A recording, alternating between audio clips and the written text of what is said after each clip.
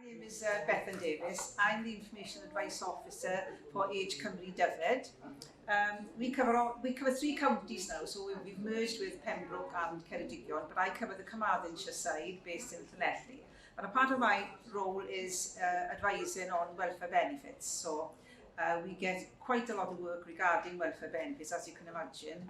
And I'm proud to say that most years, probably it might not have been the last pandemic, but we usually raise about £1 million worth of benefits every year, helping people to get onto benefits. So that's something that we're quite proud of, and we've done that for many years now. So if there's anything you ever wanted to know about benefits, please get in touch with us. If there's anything that you think you might be entitled to and you've never looked into, it's always worth asking. That's what I tell everybody. You just don't know until you ask. If it comes to nothing, that's fair enough. So all we can do is have a nice chat with you, do a benefit check, and then if there's nothing, there's nothing. But very often there is quite a lot out there to be claimed that people don't actually realise about. Within Age Cymru, we cover anybody from 50 over. So anybody that's over 50 can come to us for advice on not just benefits, on quite a lot of other issues as well, care needs, adaptations to homes, anything. If we know somebody to signpost to you, we will, or if we can do it ourselves, we will do that as well. So that's what we're all about, really. Any help that anybody over 50 could need as we get on later on in life, problems and issues that crop up. And within all that is a lot of money. Everybody's looking for more money, be honest. We all want more money, don't we? That's something we're never going to turn our nose up at. So carers allowance is what I've been asked to discuss today, because this obviously is what's quite appropriate for the Carers' Rights Day. So this particular benefit, carers allowance, isn't a simple benefit, because there's lots of ifs and buts that go along with carers allowance. It's not quite as straightforward as we think. So basically, what carers allowance is a benefit that's out there to claim for somebody that helps to care for somebody for 35 hours a week. I tell people, don't be too hung up on the 35 hours, because you and I both know that most people who have caring roles is probably much more than 35 hours anyway. So lots of caring roles are 24/7, so can't actually put a 9 to 5 time on caring. But the 35 hours is what the government like to assume somebody is doing the least of, 35 hours. But they don't ask for lists of when did you care, how many hours on a Monday, when on a Tuesday. There's nothing like that. That's just a vague explanation of what they expect somebody to do for carers allowance. Carers allowance rate at the moment, you'll be thrilled to know, is £67.60 a week. Now, I don't think there's many jobs we can honestly say to work full-time on that you're going to get £67.60 a week. It's quite sad, really, isn't it, to think that that is all a carer could be worth in monetary terms. So, but that's it. That's how the government looks at it. That's the rate. It's £67.60 a week, and that is what the benefit is. To claim carers allowance, first of all, as I said, you'd be doing the 35 hours a week. Then the person that you're caring for will have to be in receipt of the appropriate benefit. And that benefit would be a disability benefit like attendance allowance, personal independence payment, a disability living allowance, armed forces independence payment, and a constant attendance allowance. The last two aren't so popular as the first three, but those are the disability benefits that the person you're caring for has to be in receipt of. Now, very often I get lots of phone calls where somebody will just say to me, can I claim carers allowance for looking after my mother, or can I claim carers allowance for looking after my husband? And the first question I would ask is, well, what benefit are they on? And very often I get told, oh, they're not on any benefit. We didn't even know they should be. So there's a lot missed out on there. Lots of people with health conditions and care needs don't even claim a disability benefit.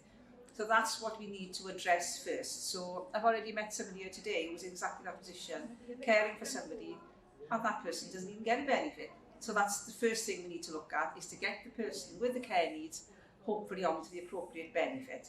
And those are the ones that will cover what we're looking for with carers allowance. Age-wise, anybody over 16 can claim carer. So you could be a young carer caring for a parent. Anybody over 16, and there's no upper limit to the age, so there's no age group that can't claim carers allowance. When you get to state pension, yes, carers allowance could stop, will stop, because state pension is an overlapping benefit, as the government says, so state pension will overtake the carers allowance. But we still apply for carers allowance for lots of state pension age people, because what carers allowance brings is an underlying entitlement to a premium on another benefit. Now this is where it gets more complicated and people think, oh, they start to glaze over and think, what is she on about? But what happens is, for instance, with pension credit for somebody of state pension age, which is a means tested benefit, and that's to top up the state pension. Now, if you are a carer caring for somebody in receipt of the appropriate benefit, we could add a premium, which is called an underlying entitlement, on the actual calculation for pension credit. So very often, where somebody perhaps wouldn't have been eligible for pension credit before they were a carer, now become eligible because their income is below or slightly below the appropriate minimum guarantee that the government says you need to live on. Just for an example, what the government says a single person needs, pension credit-wise, is £177 a week. But if they are a carer, then we can add a £37 premium on top of that. So now their starting point is £214 and whatever pence. So we've got more leeway then to look at pension credit. And along with pension credit could come all your council tax paid, housing benefit, warm home discounts with your energy supplier, help with dentists, help with opticians. So it's not just even if that pension credit amount is only £5 or £6, you will get all these other add-ons, as we call them, that come along with it. So it's always worth looking at whether you're going to be eligible for any of these underlying entitlements, even after state pension age, because people will get that dreaded letter and say your carers allowance is now stopped because your state pension has begun. And they say to me, well, I'm still caring, that doesn't change, so you can't take that away, that still carries on. But as far as the government are concerned, the state pension will overlap. Not really fair, because when you think about it, the state pension is only what you paid in for. So I don't actually look at state pension as a welfare benefit as such, it's what you've paid for, all your working life with your national insurance contributions. So really, when you think about it, should they be, it's an unfair system really, where they take away the carers allowance because your state pension begins, but that is how the government looks at carers allowance. So those are things to look out for if you're getting any other benefit, whether you could get some sort of premium. The same with council tax reduction, could you get some council tax reduction because you're a carer? So those are things to always look out for. With regards working age people who claim carers allowance, you are allowed to earn up to £128 a week. So that's the maximum you're allowed to earn after all deductions. So if you are able to work a couple of hours a week, then you could work up to that amount of income and claim carers allowance. But anything over £128, you would not be able to claim carers allowance. Education-wise, if you're a young carer, what they will say is if you're in a full-time education, a course of education, then you would not be eligible for carers allowance. Some actual college courses don't state full-time or part-time. So what they will look at then is if you're having some supervised study of at least 21 hours a week, they will class that as full-time education. So anything under that, so that's where the younger carer, that could be an issue for them. Actually making a claim, there's an online claim system which is very simple to do. So click the button, answer a few questions, very easy. In fact, a lot easier than the form itself. The form itself, you can get a form, a DS700 to claim, or a DS700 SP if you're state pension age. We don't usually fill forms anymore, that's the new way now, isn't it? Everything's done online, but we can help anybody do that anyway. That's something I would do for anybody that actually wanted to claim carers allowance. Actually backdating a claim, we can't backdate any carers allowance claim more than 3 months. So if you've been caring and you meet all the criteria, the person you're caring for is on the appropriate benefit, and then you realise you should be claiming, we can't go back more than 3 months. Even if it's been quite a while, it'll still only be 3 months. The government are happy for us to go back to. Any breaks in caring, now that is something that people quite often ask about. If, for instance, the person you're caring for was to be hospitalised, anybody on a disability benefit would have to inform the DWP after 28 days anyway of any hospital stay, and then that would obviously have a knock-on effect to your carers allowance, because the disability benefit will have stopped, and then automatically the carers allowance would stop until the person comes back out of hospital.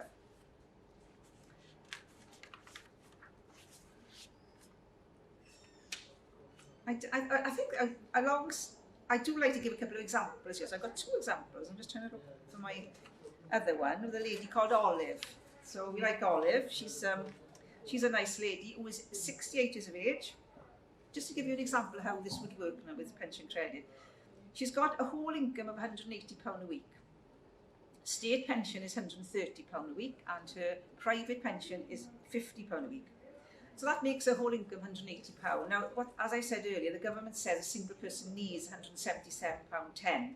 So she is slightly over what the government says, so she's not eligible for pension credit. But she decides to put an application in for carers allowance because she does care for a mother who does claim attendance allowance. So now that she's done that, we can add another £37.70 onto her calculation for pension credit. And now she's in receipt of pension credit of £34.80 a week. So it's taken her into pension credit. That's where it was worth, even though she's over state pension age, it was well worth putting that application in for her to give her the pension credit, which had then the knock-on effect to everything else like the council tax.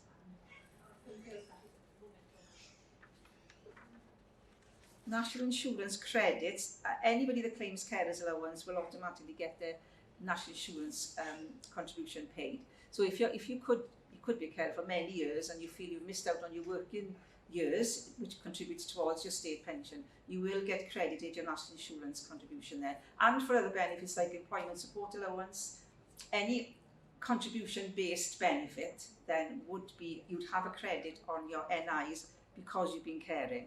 And that would even class, even if you're only getting an underlying entitlement, you'd still get that credit.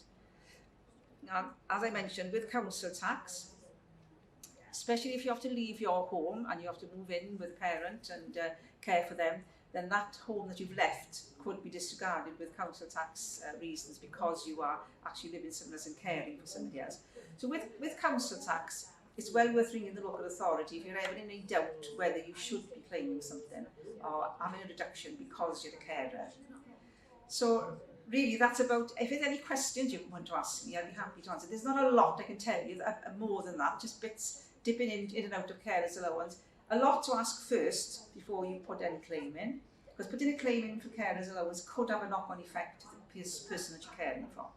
Because if they're getting any severe disability premiums within their benefit, they could lose that if you claim carers allowance. So it's always best to check completely first on what the person you're caring for is getting first, what impact that could have on them if you claim carers allowance, and if it will affect any benefits you're going to get. You can only make it better by giving you some premiums, but we always like to check on the person you're caring for first to make sure that nothing's happening there, for instance.